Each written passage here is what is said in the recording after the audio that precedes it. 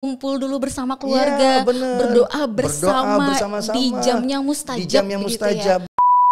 Makanya jangan disia-siakan kalau punya Mm-mm. momen buka puasa bersama keluarga.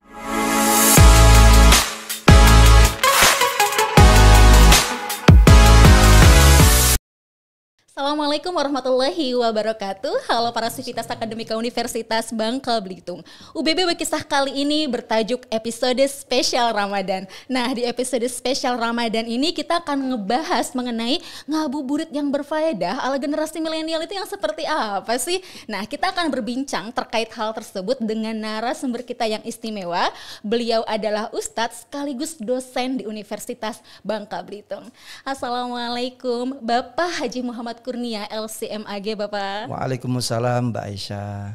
Terima kasih Bapak sudah hadir di studio podcastnya UBB. Alhamdulillah, ini kesempatan yang luar biasa duduk di kursi panas karena kalau yang duduk di kursi podcast UBB ini biasanya orang-orang hebat semua. Masya Allah. Tapi insya Allah mudah-mudahan kita bisa jadikan ini sebagai satu media untuk menyampaikan informasi-informasi kebaikan, khususnya pesan-pesan kebaikan untuk keluarga besar dan sivitas akademika di ruang lingkup Universitas Bangka Belitung insya Allah. Insya Allah, amin. Mbak. Nah Pak Ustadz, tadi kan terkait tema ngabuburit yang berfaedah katanya untuk generasi milenial. Nah sebenarnya ngabuburit itu apa sih Pak Ustadz? Boleh disampaikan?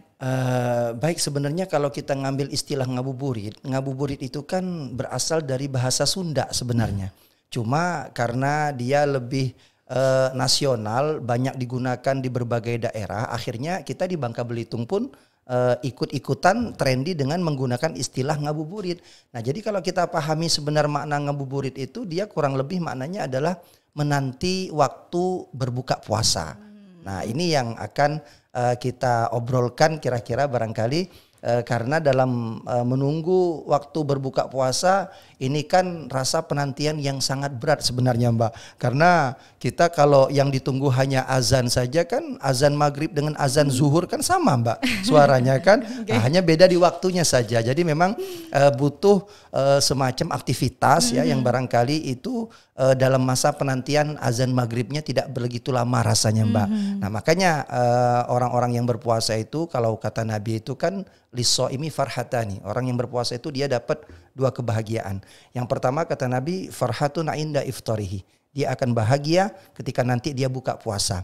Yang kedua adalah farhatun inda liqa'i rabbih. Dia akan bahagia ketika nanti di akhirat dia berjumpa dengan zat Allah Subhanahu wa taala. Nah, yang kita ambil ini yang pertama ini untuk di dunia. Jadi orang yang berpuasa itu dia akan bahagia sekali ketika berbuka puasa. Bahkan kebahagiaan itu bisa terpancarkan sebelum momen berbuka puasa. Nah, itulah yang menjadi waktu yang kita istilahkan tadi ngabuburit tadi. Ya, cuma ini kan macam-macam daerah mungkin punya tradisi dan kebiasaan yang berbeda-beda. Nanti kita obrolkan lebih mendalam lagi nanti, Mbak. Baik Pak Ustadz pencerahannya. Nah ngabuburit menurut ajaran Islam sendiri itu bagaimana ya Pak Ustadz? Terutama bila dikaitkan dengan ayat Al-Quran yang menjelaskan mengenai waktu Pak Ustadz. Monggo. Ya sebenarnya kalau seandainya kita berbicara tentang waktu, ya jelas kita muslim ini harus pandai-pandai mengatur waktu. Ya jangan sampai nanti kita rugi karena tidak bisa memanfaatkan waktu itu dengan baik. Nah apalagi kalau seandainya momen ngabuburit ini kalau kita hubungkan dengan perspektif Islam itu seperti apa? Ya tentu tuntunan Islam itu mengajarkan bahwa dalam kita beraktivitas menanti waktu berbuka puasa itu harus diisi dengan kegiatan-kegiatan yang positif, kegiatan-kegiatan yang bermanfaat, kegiatan-kegiatan yang sekiranya tidak mengurangi nilai pahala puasa kita. Karena maaf, ada di sebagian daerah barangkali mereka dalam aktivitas ngabuburitnya banyak melakukan hal-hal yang tidak bermanfaat, tidak berfaedah. Contoh, dalam suatu daerah biasanya mereka menjelang waktu berbuka puasa mereka melakukan aksi balap liar misalnya di jalan raya yang itu tentu saja akan mengganggu ketertiban jalan umum karena itu adalah fasilitas umum. Atau umpamanya mereka ketika menunggu waktu berbuka puasa mereka kumpul bersama teman-temannya, mereka bermain game dan lain sebagainya, itu kan membuat waktu yang sia-sia. Nah dalam Islam itu tidak boleh kita membuat waktu yang sia-sia itu, justru kita harus memanfaatkan waktu itu setiap detik ya yang berlalu di bulan Ramadan itu dengan amal-amal kebaikan. Karena Ramadan ini Mbak Aisyah, Allah berikan keistimewaan itu bukan di waktu-waktu tertentu saja.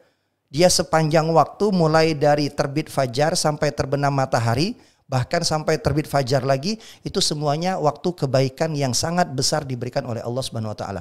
Itulah bulan Ramadan ini disebut dengan Syahrul Rahmah, bulan penuh rahmat, disebut dengan Syahrul Maghfirah, bulan penuh dengan ampunan, disebut dengan Syahrul Quran, bulan Al-Quran. Sebab apa? Sebab setiap waktu yang ada di bulan Ramadan ini semuanya bermanfaat.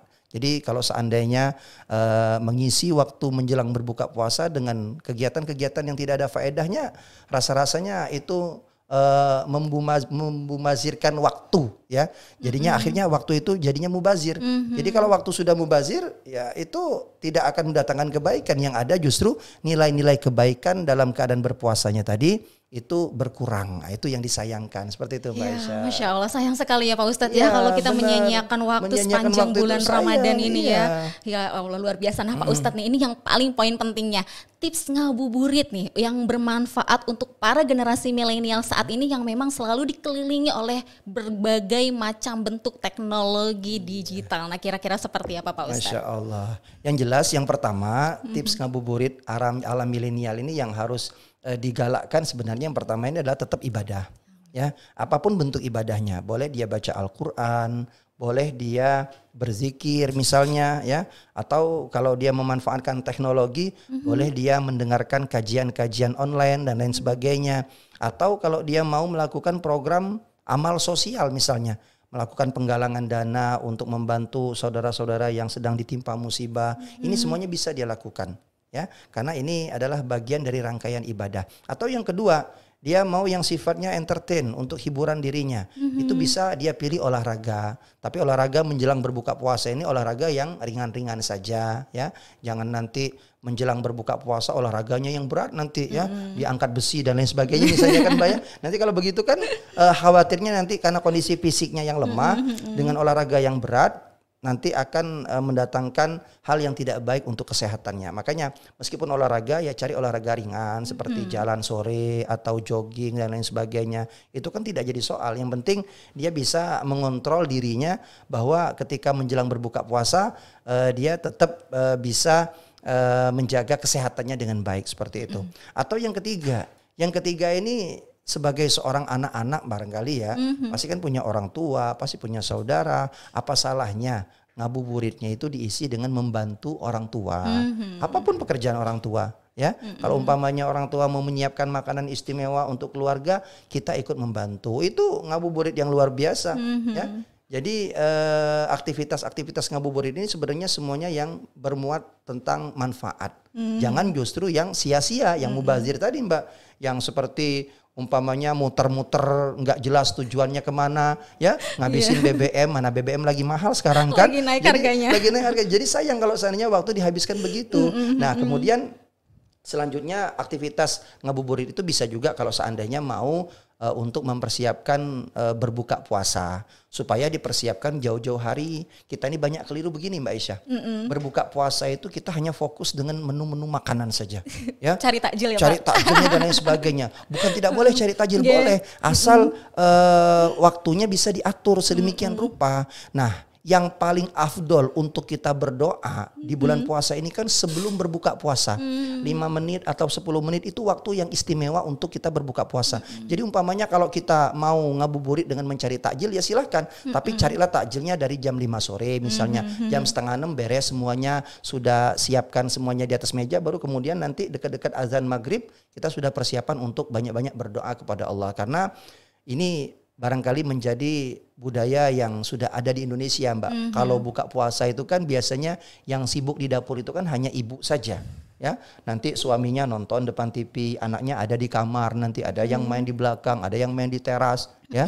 Nanti pas azan maghrib Allahu Akbar, baru semuanya ke dapur, kan begitu, ya. Yang dari ruang tamu datang, yang dari kamar keluar, yang dari teras masuk, yang dari belakang dia masuk juga ke dapur, mungkin yang dari pohon juga dia turun ke bawah misalnya kan. Karena momennya di situ. Padahal dia sudah melewati kesempatan berdoa sebelum berbuka puasa. Saya cerita sedikit Mbak Aisyah. Kami dulu waktu di Mesir.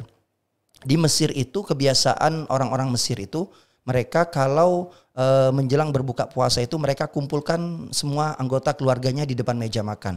Saya pernah diundang waktu itu ke rumah orang Mesir untuk buka puasa. Jadi pas kita datang, kita lihat di meja makannya kok tidak ada makanan gitu. Karena kita kalau di Indonesia kan kebalikannya malah ya. Udah Meja ramai. makanan itu penuh semuanya ya. Mulai dari ketopraknya, baksonya, empek-empeknya, tekwannya semuanya ada. Yang esnya ada berapa macam semuanya ada. Cendolnya, cincaunya, es tehnya, es jeruk semuanya ada. Ya. Kurang lengkap satu meja tambah lagi meja yang lain. Kurang tambah lagi meja dan lain. Nah, jadi pas di Mesir itu saya melihat loh kok tidak ada makanan. Ternyata mereka punya kebiasaan sebelum berbuka puasa itu mereka kumpulkan keluarganya duduk di meja makan, kemudian kepala keluarga tadi mengajak semua anggota keluarga itu untuk berdoa kepada Allah. Ya, jadi mereka ada anak-anak yang masih kecil itu mereka gendong, mereka pangku. Itu saat mereka mendoakan, Mbak. Ya Allah, jadikanlah anakku di penghafal Quran. Ya Allah, jadikanlah anakku ini masa depannya sukses. Ya Allah, luaskanlah rezeki kami sekeluarga. Jadi mereka berdoa sebelum berbuka puasa. Ya. Karena doa yang afdol itu kan memang sebelum berbuka puasa. Baru ketika masuk waktu maghrib, azan berkumandang, Allahu Akbar, baru mereka baca bismillah, langsung membatalkan puasa dengan makan kurma dan minum ala kadarnya saja. Baru kemudian setelah itu sholat maghrib, nah baru setelah sholat maghrib baru makan hidangan tadi keluar semuanya, Mbak. Itu kalau sudah keluar itu nggak usah ditanya, Mbak, hidangan orang Arab itu. Kambing itu satu ekor itu, Mbak, di atas meja itu. Ya, jadi sebenarnya yang begitu ternyata yang benar. Jadi sudah makan kan kita karena sudah selesai maghrib, jadi waktu istirahatnya agak panjang untuk sampai masuk ke waktu sholat isya, tarawih dan seterusnya. Jadi ini barangkali yang menjadi kebiasaan kita di Indonesia ini kalau buka puasa tuh terlalu beryuforia dengan aneka menu makanan dan minuman saja. Padahal di situ ada waktu yang mustajab untuk kita berdoa kepada Allah. Ya, jadi saya ingin menyampaikan bahwa ya silahkan kalau mau ngabuburit, tapi tetap ngabuburit itu dalam ranah yang itu bisa mendatangkan kebaikan-kebaikan, apalagi untuk orang lain misalnya kan dia membantu orang lain. Bahkan sebenarnya aktivitas ngabuburit itu bukan hanya kita memburu takjil saja sebenarnya, Mbak. Kita bisa mendapatkan pasukan ekonomi loh. Pemasukan ekonomi di situ ya, karena kalau seandainya kita mau kreatif kan, kita mau berjualan, kan Ramadan kan momennya rezeki itu berlimpah dari Allah Subhanahu Wa Taala. Tinggal kita kreatif atau tidak, tinggal kita mau berusaha atau tidak untuk berusaha untuk kalau umpamanya kita mau berdagang dan lain sebagainya. Karena banyak anak-anak muda kan mereka kreatif. Ya, umpamanya dia bisa bikin es, dia bisa bikin ini, apalagi dia lihat di internet misalnya kan banyak orang jualan aneka menu takjil, itu kan akhirnya diadopsi sama dia, dikembangkan lagi, kemudian dia jual di sini, itu bisa menjadi pemasukan ekonomi juga. Betul. Nah, itu harus dilakukan oleh anak-anak muda milenial supaya ada manfaat setidaknya seperti itu, dan itu melatih diri mereka untuk bisa mandiri ya, belajar mandiri untuk mendapatkan ekonomi seperti itu barangkali, Mbak. Masya Allah, Pak Ustadz. Saya merinding yang tadi cerita yang di Mesir, Pak Ustadz ya. Yang kumpul dulu bersama keluarga, berdoa bersama-sama di jam yang mustajab. Di jam yang mustajab, betul. Nah, kita di sini kan belum pernah, Mbak, mengamalkan itu. yang sedang saya flashback ya, Pak ya, gitu terkait dengan diri saya sendiri dulu gitu kan, nggak usah jauh-jauh keluar begitu. Wow, gitu ya, luar berarti biasa. Kalau umpamanya kita selama ini belum pernah melakukan seperti itu, ya tidak ada salahnya lagi. Kita masih ada berapa hari lagi bulan Ramadan, itu kita gunakan semaksimal mungkin. Makanya jangan disia-siakan kalau punya momen buka puasa bersama keluarga. Tapi yang ditekankan bukan hanya soal makanan minumannya saja, bukan. Tapi yang lebih utama adalah momen mustajabnya doa kita kepada Allah. Karena dalam berdoa begini, Mbak, yang diukur itu bukan hanya bagaimana doa itu dikabulkan atau tidak oleh Allah. Karena biasanya orang-orang yang imannya lemah, dia kalau sudah berdoa sekali dia merasa sudah puas. Kalau memang tidak dikabulkan oleh Allah, akhirnya dia menggerutu dalam hatinya. Saya sudah berdoa ya Allah, tapi doa tidak dikabulkan, kan begitu. Padahal dalam konsep doa itu yang paling utama adalah Allah itu ingin mendengar kita ini meminta-minta kepada Allah, dan Allah sangat senang. Allah yang memberikan segalanya.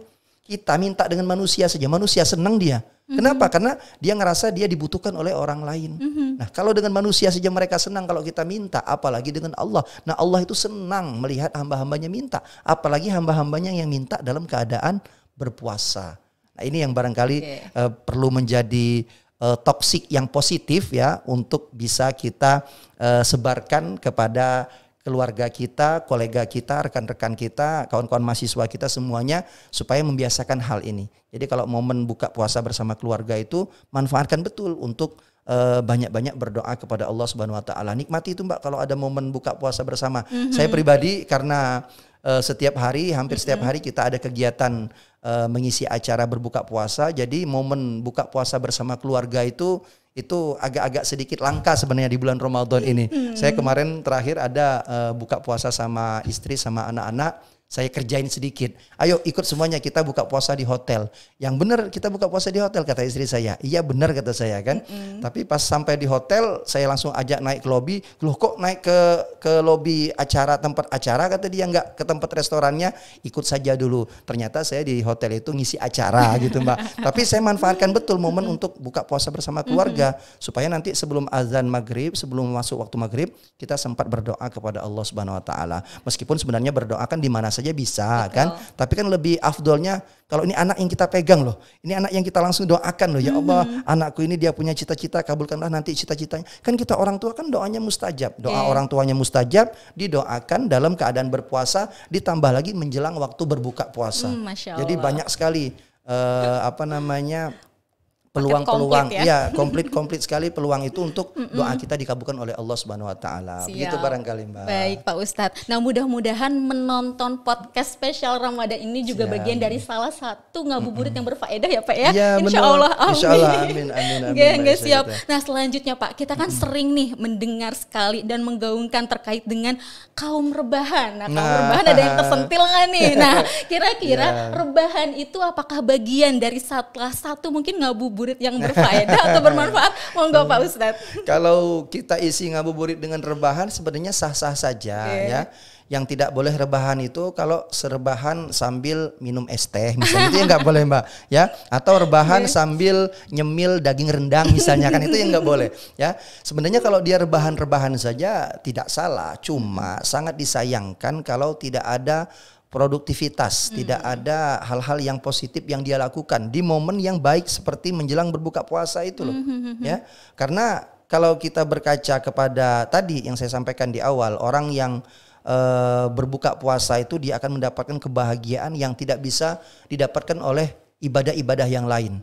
Karena puasa itu Pak, salah satu kelebihannya di dunia ini. Jadi bahagia itu luar biasa ketika kita buka puasa. Saat pertama kali kerongkongan kita itu dilewati oleh minuman atau makanan. Itu kan nikmatnya Allahu Akbar, tidak bisa diungkapkan dengan kata-kata. Tapi yang bisa mendapatkan kebahagiaan dalam nikmat buka puasa itu hanya orang-orang yang puasanya benar. Ya, yang benar-benar dia puasa tapi dia tetap produktif, dia tetap tanggung jawab dengan tugas-tugasnya, dia tetap bekerja seperti normalnya seperti apa dia. Jadi bukan berarti jadi alasan dia di bulan Ramadan akhirnya dia menjadi malas-malasan, dia tidak semangat untuk beraktivitas dan lain sebagainya. Oh salah yang seperti itu. Yang begitu nggak akan menikmati Mbak buka puasanya. Apalagi yang rebahannya mulai dari pagi terbit fajar sampai terbenam matahari. Ada yang model puasa macam itu Mbak. Ada ya. Jadi nanti dia habis sahur tidur. Ya. Nanti bangun-bangun bukan zuhur, bangunnya jam 3 sebelum habis zuhurnya. Lewat sholat dong Iya. Ya kalau sholat ada yang dikerjakan, ya. Jadi nanti dia bangun sebelum masuk waktu asar, dia langsung wudhu, sholat zuhur masih dapat. Nah setelah dia salam, assalamualaikum warahmatullahi wabarakatuh, assalamualaikum azan asar. Ya, nanti langsung dia ngomong, yes pas waktunya kata dia kan. Jadi habis sholat zuhur langsung lanjut lagi sholat asar. Nah habis sholat asar ini masih capek-capek lagi badannya, tidur lagi dia. Karena yang rebahan begitu kan nggak sehat. Bangun-bangun 5 menit sebelum azan maghrib. Sekali azan maghrib, Allahu Akbar, Allahu Akbar. Alhamdulillah tidak terasa puasa hari ini kata dia tadi kan. Lah bagaimana mau terasa kalau diisi dengan tidur dari pagi sampai malam kan begitu Mbak. Ya? Nah itu nggak ada tuntunannya seperti itu Mbak. Ada mungkin dia berdalil an-naumu shaimu wal ibadah. Tidurnya orang puasa itu dia adalah ibadah. Padahal hadis ini kan hadis dhaif. Ya, hadis ini hadis yang lemah statusnya. Yang ini tidak bisa dibenarkan meskipun ada tidur yang disunahkan oleh Nabi Mbak. Dalam keadaan normal ataupun dalam keadaan berpuasa. Tapi tidur ini rentan jamnya antara jam 10 sampai jam 11 siang. 1 jam saja. Ini namanya dalam Islam itu disebut dengan qailullah. Ini memang diperbolehkan kita tidur. Dan tujuan tidur siang jam 10 sampai jam 11 itu, ini tujuannya untuk supaya nanti kita kuat bisa tahajud di malam harinya. Karena tidur walaupun cuma 1 jam Mbak itu kualitasnya luar biasa. Karena kita kalau istirahat kan yang kita lihat kan kualitasnya bukan kuantitasnya, bukan durasinya berapa lama.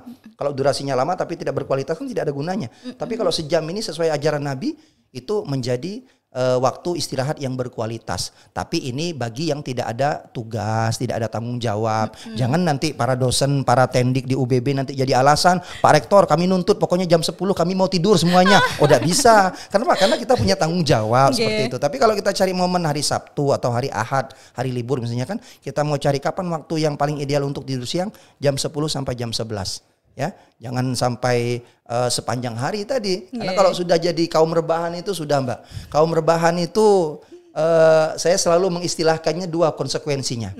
Yang pertama dia bodoh, yang kedua dia miskin nanti Mbak. Ya, maka jangan sampai kawan-kawan semuanya, mahasiswa UBB khususnya yang menyaksikan podcast ini jangan menjadi kaum rebahan. Takutnya nanti nyesal. Ya, orang sudah sampai luar negeri sana, kita masih ada di kampung kan, masih tidak berkembang, masih di kasur, bukan di kampung, masih di kasur lagi. Jadi belum kemana-mana. Orang sudah cerita tentang teknologi apa, ya kita masih di atas kasur dan lain sebagainya. Jadi sayang sekali kalau ngabuburit itu dihabiskan dengan rebahan-rebahan yang tidak ada faedahnya. Seperti itu barangkali Mbak Aisyah. Siap Pak Ustadz. Nah ini saran untuk mahasiswa terkait peran nyata apa yang bisa dilakukan nih oleh mahasiswa Universitas Bangka Belitung dalam mengadakan kegiatan kebaikan di bulan suci Ramadan ini. Monggo Pak Ustadz. Yang pertama adalah membangun jiwa sosial agar lebih peka untuk melihat kondisi di sekitar kita. Ada kawan yang dapat musibah seperti kemarin kan ada di daerah kita di Pulau Bangka ini yang terkena dampak bencana alam puting beliung dan lain sebagainya. Atau kemudian ada yang kita kenal dari kerabat kita, saudara kita, teman kita barangkali yang dia dapat musibah ujian penyakit dan lain sebagainya. Nah hal-hal yang berbau sosial seperti ini di bulan Ramadan ini harus kita perhatikan dengan baik, artinya kita peka dengan keadaan sosial sekitar kita. Jadi mana yang bisa kita bantu secara moral maupun material, kita ambil bagian di situ. Ini yang bisa kita lakukan yang pertama. Yang kedua, tentunya bukan hanya untuk orang lain saja, tapi untuk pribadi kita masing-masing. Banyak waktu yang bisa kita gunakan untuk menambah kemampuan kita dalam hal beribadah. Contoh, misalnya kita membaca Al-Qur'annya masih belum lancar Mbak. Ada bagusnya kita menjelang berbuka puasa itu kita isi dengan belajar Al-Qur'an. Kumpul nih umpamanya ada 5 orang, 10 orang kawan-kawan mahasiswa di kosan misalnya. Yuk kita ambil tadarus bersama misalnya kan, atau tahsin Al-Qur'an bersama. Nanti ada yang sudah lebih pandai di antara salah satu yang ada yang semuanya itu. Nanti dia yang menyimak kemudian mengoreksi daripada bacaannya. Nah bisa kita lakukan seperti itu. Jadi tidak ada sia-sianya dalam buka puasa itu. Dalam waktu ngabuburit itu. Nah karena masih banyak sekali hal-hal yang positif yang bisa kita lakukan. Atau kalau umpamanya ada tugas kampus, ada pekerjaan kuliah dan lain sebagainya, ada tugas organisasi dan lain sebagainya. Nah ini bisa diisi sebagai kegiatan untuk dilakukan ketika menunggu waktu berbuka puasa. Jadi supaya waktu berbuka puasa ini memang digunakan dengan produktif Mbak. Jadi banyak hal-hal kebaikan yang bisa dihasilkan. Seperti itu barangkali Mbak. Siap Pak Ustadz. Terakhir Pak Ustadz, closing statement terkait dengan tema kita hari ini kaitannya dengan spesial Ramadan. Monggo Pak Ustadz. Baik, bismillahirrahmanirrahim kepada seluruh pemirsa yang menyaksikan podcast UBB pada edisi spesial Ramadan pada hari ini. Saya sampaikan yang pertama adalah jangan sia-siakan waktu yang sangat berharga di bulan suci Ramadan ini. Ya, jadi waktu yang ada ini bukan waktu seperti di bulan-bulan biasa, bukan. Waktu di bulan Ramadan ini dia berbeda. Karena setiap detiknya kalau kita isi dengan amal ibadah, maka amal ibadah itu dilipat gandakan pahalanya oleh Allah Subhanahu wa taala. Kemudian yang kedua, ketika kita menanti waktu berbuka puasa, maka isilah dengan kegiatan-kegiatan yang positif, kegiatan-kegiatan yang baik, kegiatan-kegiatan yang bernilai amal ibadah. Ya, karena kalau seandainya kita isi dengan model rebahan tadi misalnya Mbak, atau model yang sia-sia tadi, karena di Ramadan ini saya baru ingat Mbak ada juga fenomena. Kalau kita sebenarnya kan dianjurkan atau diperintahkan untuk menghatamkan Al-Qur'an, kan begitu. Tapi generasi milenial kita yang dihatamkan bukan Al-Qur'an Mbak, yang dihatamkannya series-series film Korea dan lain sebagainya. Drama Koreanya. Dengan bangganya lagi dia bikin status, hari ini sudah hatam series jilid ini dan lain sebagainya. Itu tidak mencerminkan sikap seorang muslim, karena sayang nanti kalau seandainya waktu yang ada terus berlalu lalu kemudian dia tidak mendapatkan banyak kebaikan. Kemudian yang terakhir, tidak ada salahnya sebagai seorang anak membantu orang tua, membantu keluarga. Apapun bentuk bantuan yang bisa kita berikan. Karena pasti siapapun orang kalau mendapatkan bantuan dari orang lain dia pasti senang. Terlebih orang tua yang mendapatkan bantuan dari anak-anaknya. Jadi kalau seandainya ada kesempatan liburan, manfaatkan liburan itu untuk banyak-banyak berbakti kepada orang tua. Jangan ketika liburan pulang kampung, Mbak, lebih banyak di luar rumah daripada di rumah.